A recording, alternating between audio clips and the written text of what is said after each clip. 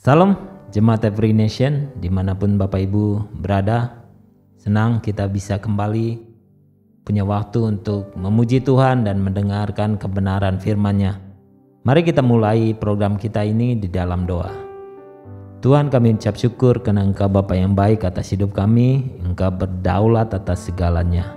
Kami mau terus mendedikasikan hidup kami kepada kasih karunia-Mu.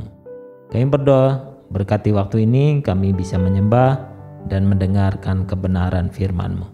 Berkati jemaat-Mu, berkati setiap kami yang mendengar. Di dalam nama Yesus kami berdoa. Amin.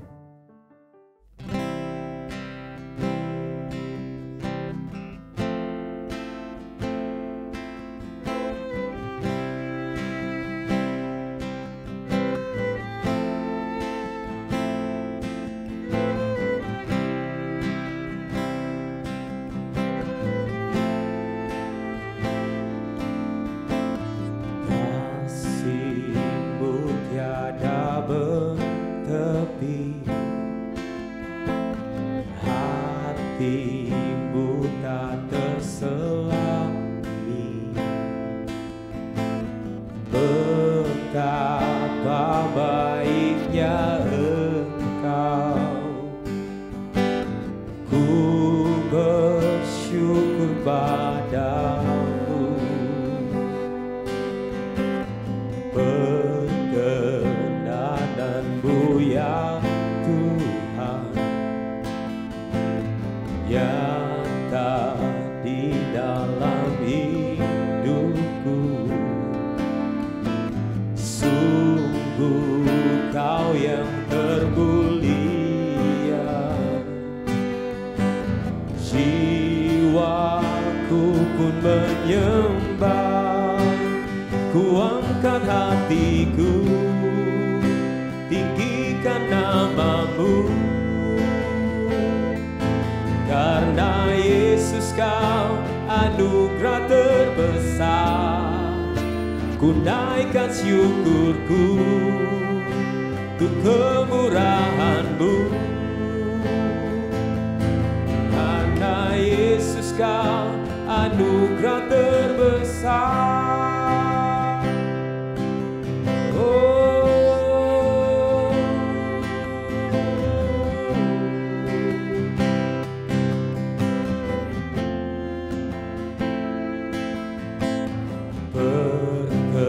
Perkenanmu ya Tuhan, nyata di dalam hidupku. Sungguh Kau yang termulia,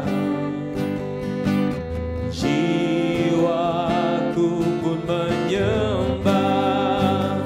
Ku angkat hatiku, tinggikan nama-Mu. Karena Yesus Kau anugerah terbesar, ku naikkan syukurku untuk kemurahan-Mu. Hanya Yesus Kau anugerah terbesar. Ku angkat hatiku, tinggikan nama-Mu. Karena Yesus Kau anugerah terbesar, ku naikkan syukurku untuk kemurahan-Mu. Hanya Yesus Kau anugerah terbesar.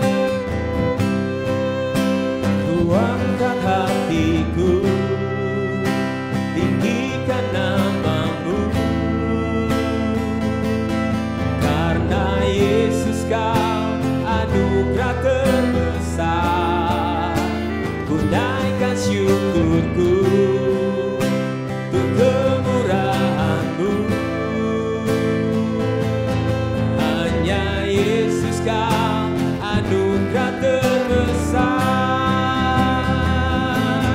Hanya Yesus Kau anugerah terbesar.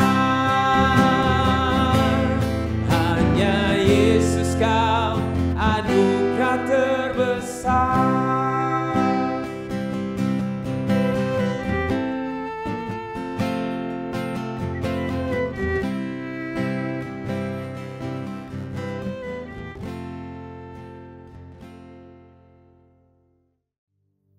Saudara yang dikasihi Tuhan, hari ini kita mau bersama-sama belajar kebenaran firman Tuhan dari seorang pribadi yang istimewa menurut saya. Karena dia dilahirkan dari seorang yang istimewa. Dia lahir dari seorang yang bisa dikatakan sahabat Allah. Firman Tuhan katakan seperti itu. Bapa dari segala orang beriman.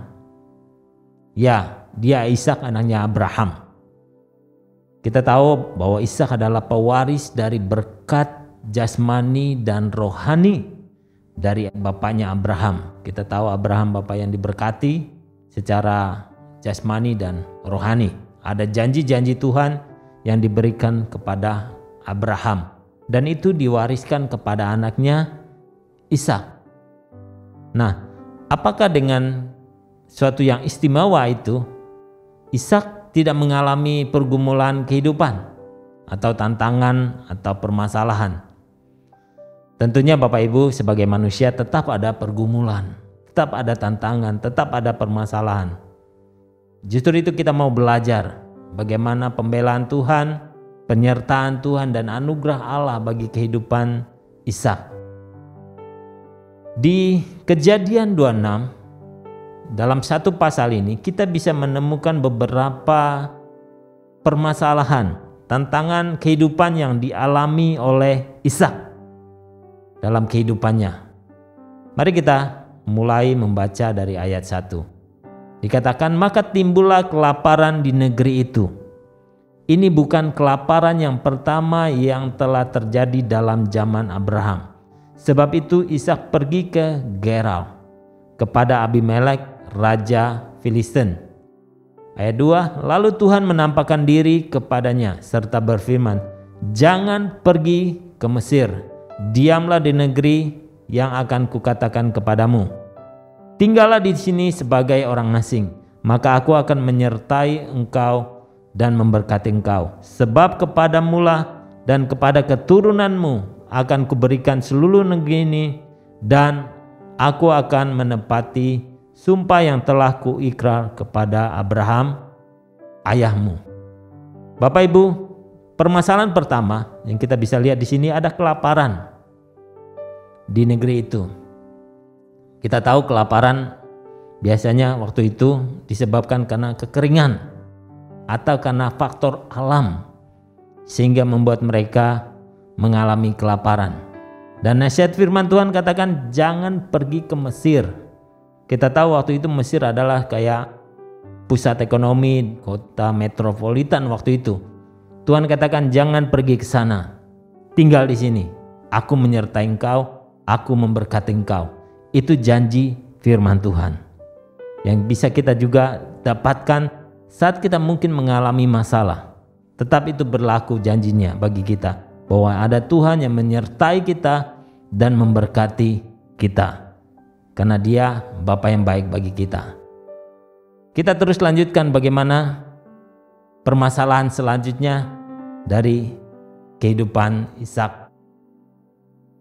Di ayat 7 sampai 11 dari pasal 26 ini, Bapak Ibu bisa membacanya nanti di rumah.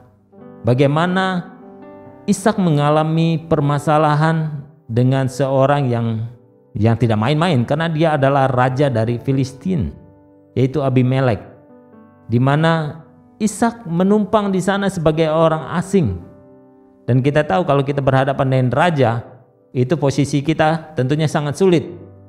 Karena raja itu berdaulat dan berkuasa. Dia bisa melakukan apapun. Nah, permasalahan ini terjadi karena Ishak berbohong. Karena dia takut, akhirnya dia katakan pada istrinya, dia katakan, jangan mengakui engkau adalah istriku, tapi katakan bahwa engkau adalah saudaraku. Dan itu membuat Raja Abimelek marah, merasa dibohongi. Bapak Ibu, Ishak mengalami permasalahan karena mungkin kesalahannya pribadi. Tapi kita tahu dalam kesalahannya, dalam kelemahan Ishak ada anugerah Tuhan. Kita tahu anugerah adalah suatu yang tidak layak kita terima. Itu yang Tuhan berikan bagi kita. Ishak mengalami kemurahan Tuhan dan anugerah Allah, sehingga dia tetap dipelihara Tuhan dari kemarahan raja.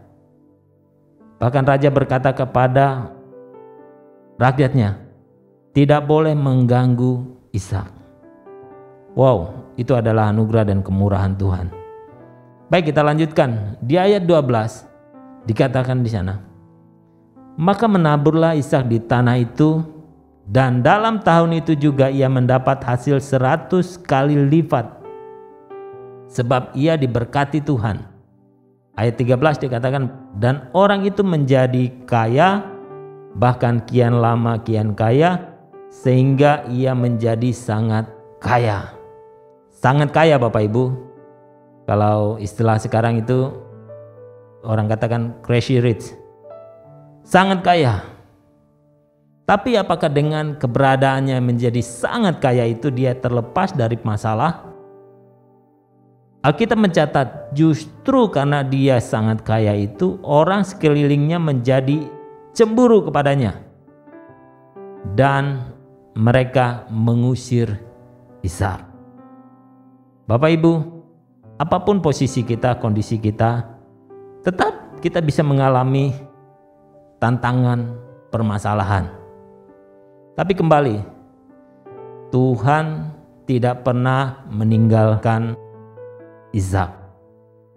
Tuhan tetap menyertai Ishak, dan Ishak harus pergi ke tempat yang lain.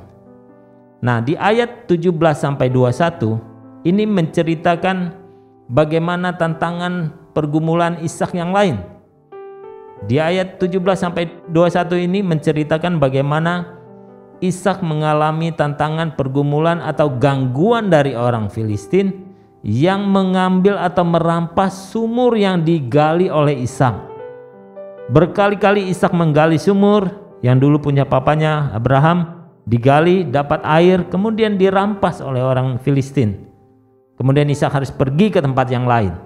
Demikian berulang-ulang kali. Ishak tidak mau ribut, dia beralih ke tempat lain. Sampai pada akhirnya di ayat 22 dia menemukan sumur yang dia beri nama Rehobot. Karena dia katakan ini adalah kelonggaran di mana tidak ada pertengkaran karena sumur ini. Kita lihat bagaimana pembelaan Tuhan atas Ishak. Wow, Tuhan setia. Dia tetap menyertai, dia tetap memberikan anugerahnya, dan dia membela Ishak. Di ayat 24 dikatakan, lalu pada malam itu Tuhan menampakkan diri kepadanya serta berfirman, akulah Allah ayahmu Abraham.